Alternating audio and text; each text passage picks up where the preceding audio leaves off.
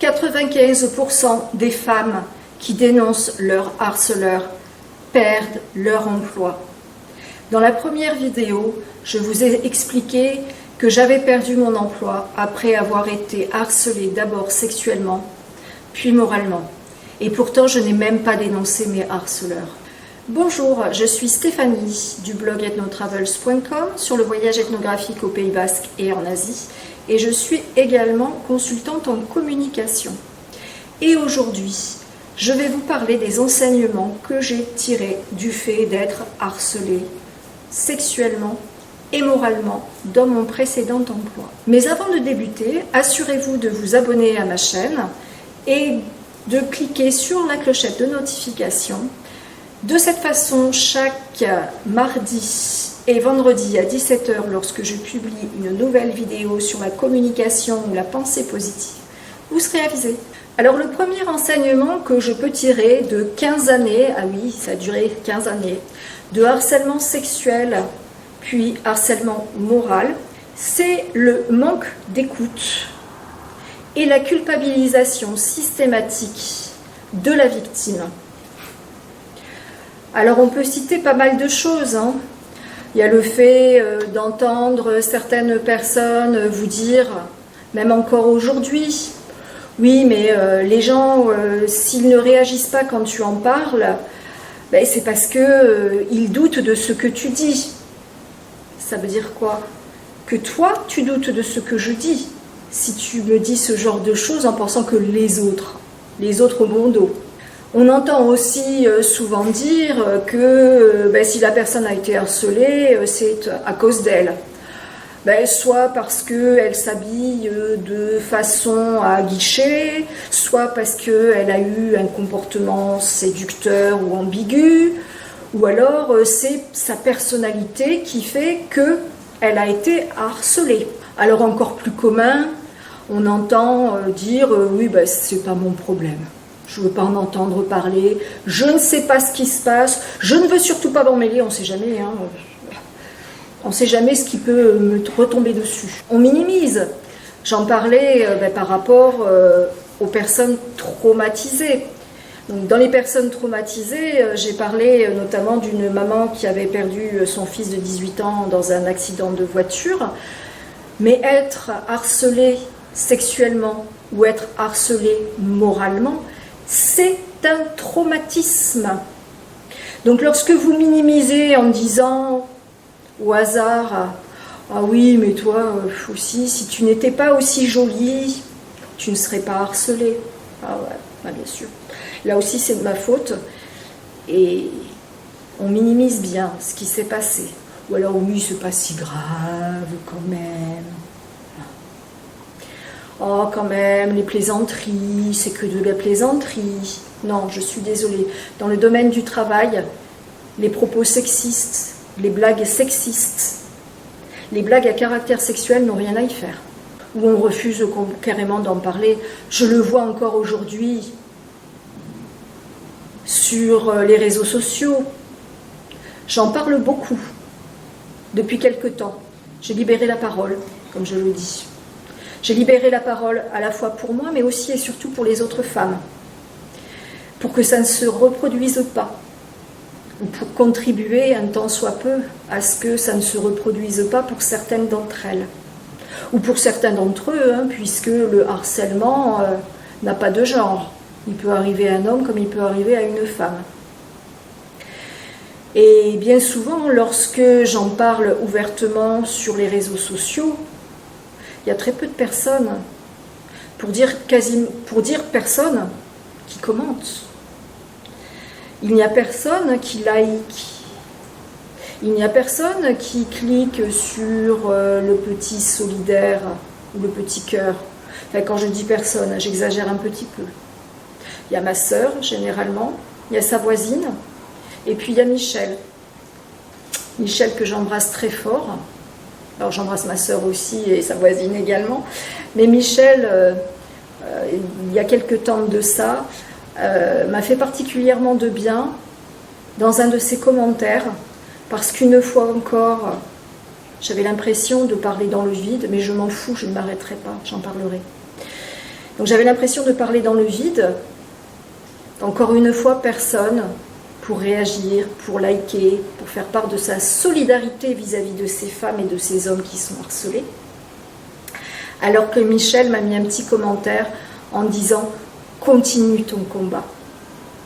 Ce n'est pas grand-chose, mais c'est tellement, tellement pour quelqu'un qui a été harcelé et pour quelqu'un qui se bat pour que ça n'arrive plus aux autres. C'est énorme.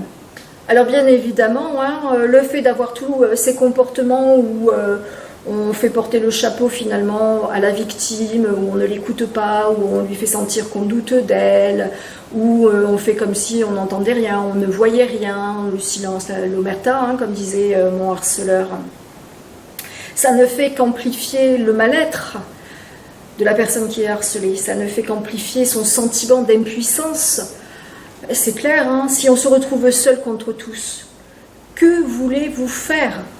C'est déjà tellement difficile de se faire entendre lorsqu'on est victime de harcèlement.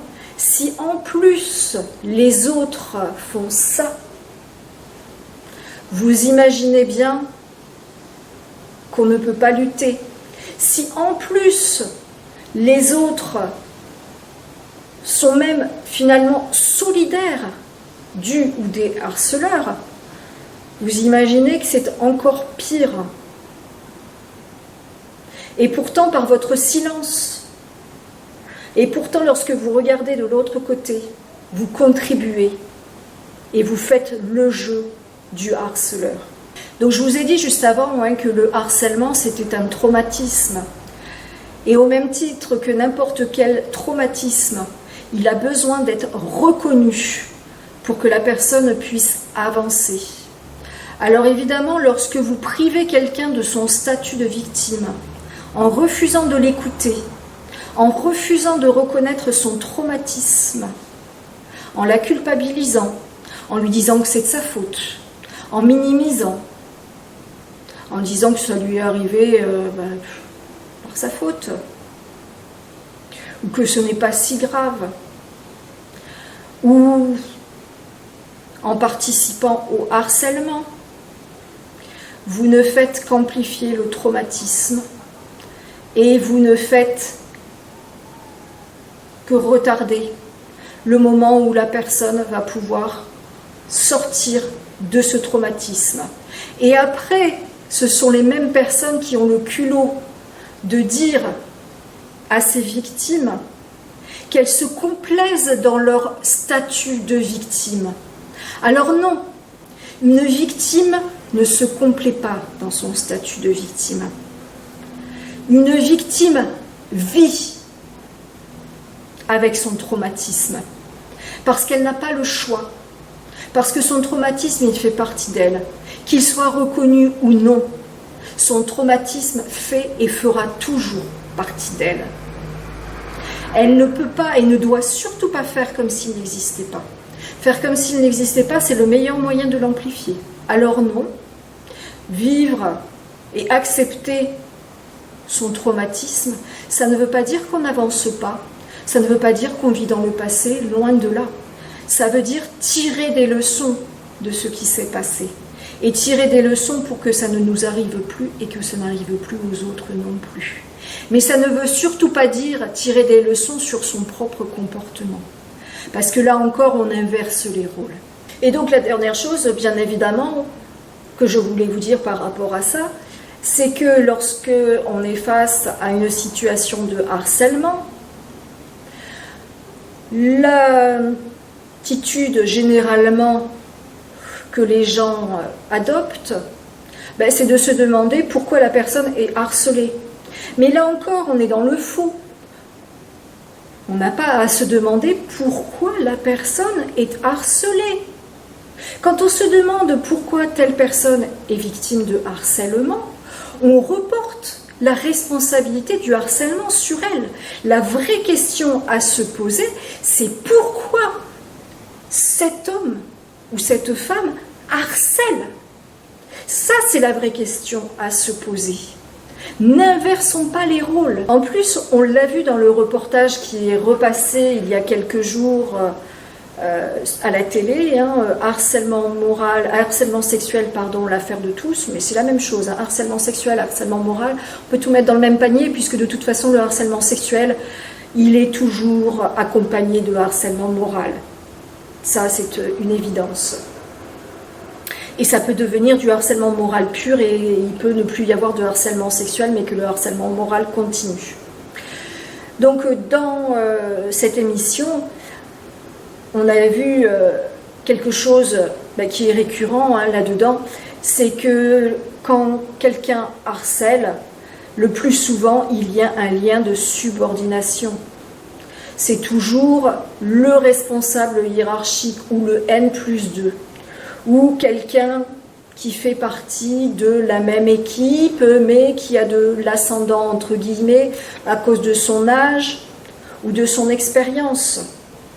À chaque fois que j'ai eu affaire à des comportements de harcèlement, ça a bien été des gens qui avaient, entre guillemets, autorité, ou qui croyaient avoir autorité sur moi, parce qu'il avait 20 ans de plus que moi, parce que ça faisait de longues années qu'il était chef d'équipe, donc il avait plein de choses à m'apprendre, il était beaucoup plus expert que moi. Et puis, c'était mon chef.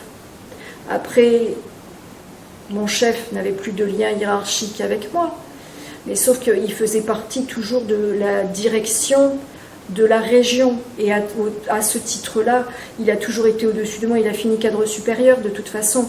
Donc cette personne-là a toujours eu un lien hiérarchique avec moi. Que voulez-vous faire lorsque vous êtes harcelé par quelqu'un qui a un lien d'autorité sur vous, qui a un lien hiérarchique sur vous? À partir du moment où personne n'est là pour vous soutenir, vous ne pouvez rien faire. Celui qui vous dit le contraire, il n'a rien compris, il n'a pas été harcelé. Vous ne pouvez rien faire.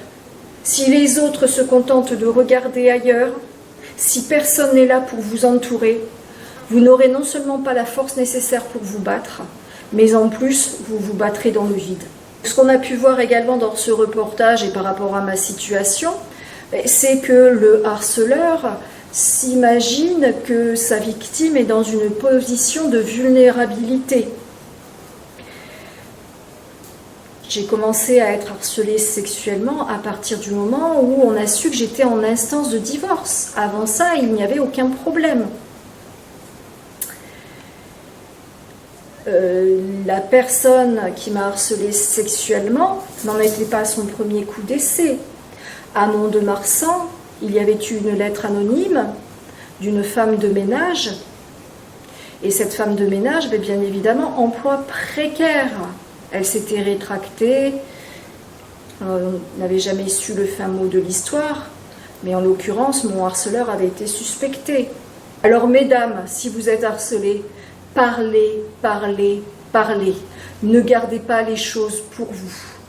Et dans les prochaines vidéos, je vous donnerai tout un tas d'éléments pour vous permettre de lutter contre le harcèlement, qu'il soit moral ou qu'il soit sexuel, au travail. J'espère que vous avez aimé cette vidéo, qu'elle vous a expliqué pas mal de choses sur la psychologie des harceleurs et sur la façon dont ça peut se passer. Et surtout qu'elle aura brisé certains tabous. Le tabou de ne pas en parler. Le tabou d'avoir honte de cette fait harcelé sexuellement et moralement. Ce n'est pas à moi d'avoir honte. Ce n'est pas à moi de me sentir coupable. Quand vous pensez ça, vous inversez les rôles. Celui qui doit avoir honte, celui qui doit se sentir coupable, c'est le harceleur, ou ce sont les harceleurs lorsqu'ils sont plusieurs. Mais moi, je n'ai rien fait pour mériter ça. Tout comme ces femmes qui sont harcelées sexuellement ou moralement au quotidien. À très bientôt, bye bye.